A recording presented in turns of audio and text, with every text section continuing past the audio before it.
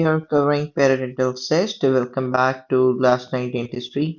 Here we are covering some oral patho topics. So today we have the topic of Paradental Cyst, also called the buccal or distal molar cyst. This is an odontogenic cyst that examiners love because it looks confusing but follows logic. So key thing to remember from the start, this cyst is usually associated with the vital mandibular molar. Okay, so keep that in mind. We will come back to it. So the exam flag I have given here is it is often associated with cervical enamel projection or partially erupted molars. But as I've told that this is usually associated with the vital mandibular molar. Now moving forward towards the classification. So periodontal cyst is not one uniform entity. Okay, clinically we see three patterns. First, buccal bifurcation cyst, usually on mandibular first or second molars. Then second, distal periodontal cyst, and they are seen with partially erupted mandibular third molars, also known as wisdom. Third, a rare apical periodontal cyst, which is non-inflammatory. So, what the exam focus is mainly on buccal versus distal location. So, we have to must remember this. Now, coming to the etiology or origin. Now let's talk about where it comes from. So periodontal cyst is of odontogenic regions, okay, most commonly from reduced enamel epithelium (REE) or circular epithelium. A very important predisposing factor is cervical enamel projection. Highlight this and underline this. This creates a niche where plaque and food get trapped, setting the stage for the inflammation. That is the reason that it gets stimulated odontogenic rest around the bifurcation. So now moving forward to the pathogenesis, or how this slide is extremely important for you guys. So the step by step is: first, tooth is partially erupted or has abnormal enamel contour. Okay. Then a deep sulcus or pocket forms. Food and bacteria accumulate inside this. Chronic inflammation develops. Epithelium proliferates and cyst-lining forms. Cysts extend apically into bifurcation or distal root area. Okay, in young patients, this superficial inflammation may even cause reactive periosteal bone formation known as caries osteomyelitis, which resolves after the cyst removal. So that was an important point as I have told you guys.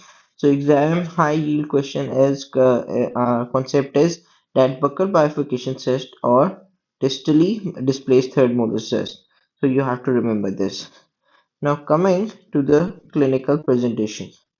So clinically, till it gets load, I have to tell you guys. Clinically, clinical presentation of this. Clinically, think just like a typical patient could be a child, adolescent, or young adult. Okay, mandibular molar region, as I have told before, mild buccal swelling or discomfort, or completely asymptomatic. That could be the pain history. Very important point is the tooth is usually vital. Okay, the tooth is usually vital.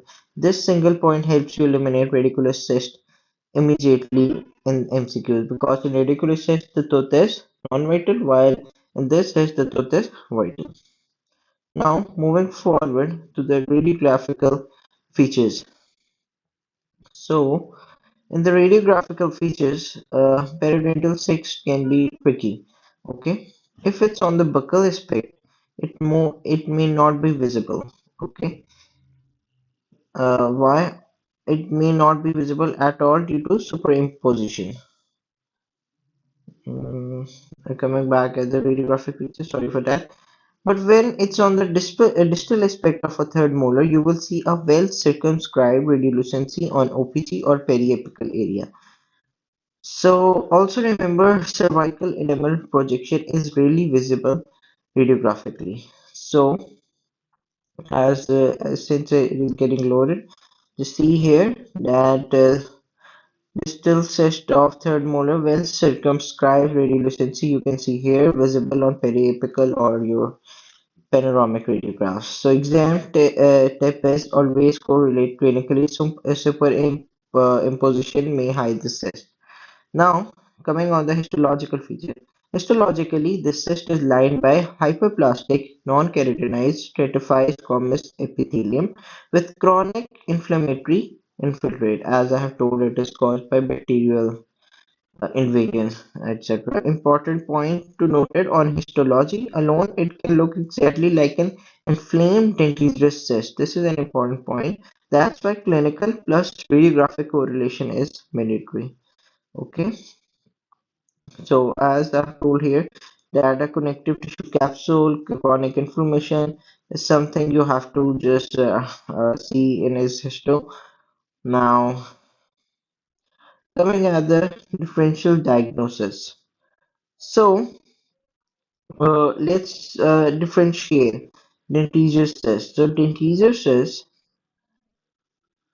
is attached to cemento-enameled section of an unerupted tooth. Okay, that is litigious. Radicular cyst is associated with a non-vital thing, and residual cyst shows then history of extraction. So again, vitality plus location solve the diagnosis. In this way, we can differentiate all these cysts. Now, coming at the treatment options. Treatment is usually surgical enucleation. Common mistake is extracting a healthy mandible molar unnecessarily. So we don't have to do that. Correct approach is preserve the vital first or second molars if possible. For distal cyst of third molars, remove along with the impacted teeth. Better diagnosis is equal to better tooth preservation. Now, coming at the prognosis. Prognosis is excellent. So, talking about the recurrence is rare. Lesion resolves completely after removal. Bone heals well, especially in young patients. No malignant transformation, which to worry about. Now, before this, uh, sorry about that. Okay. Prevention is straightforward. Identify cervical enamel projection, maintain hygiene around partially erupted molars, monitor eruption and periodontal pockets early. Now, coming at a scenario that first we have to do these pearls. If you remember just three things, so your last minute memory that will help you diagnose it. That's enough to crack most MCQs. First is clinically vital mandibular molar with buccal or distal swelling. Okay, radiographically buccal cyst may be hidden, distal cyst is visible. Histologically inflamed non-keratinized epithelium, dentigerous like can be seen. Now, looking at some scenarios, first going for this, a 14-year-old with buccal swelling near mandibular first molar, tooth is vital, radiographic inconclusive. Diagnosis would be buccal bifurcation or paradental cyst. As I have told, mandibular first molar is involved with the buccal swelling, okay, and tooth is vital. Now another scenario we have is partially erupted mandibular third molar with deep distal pocket and radiolucency, distal paradental cyst, and here partially erupted third molar with deep distal pocket and radiolucency.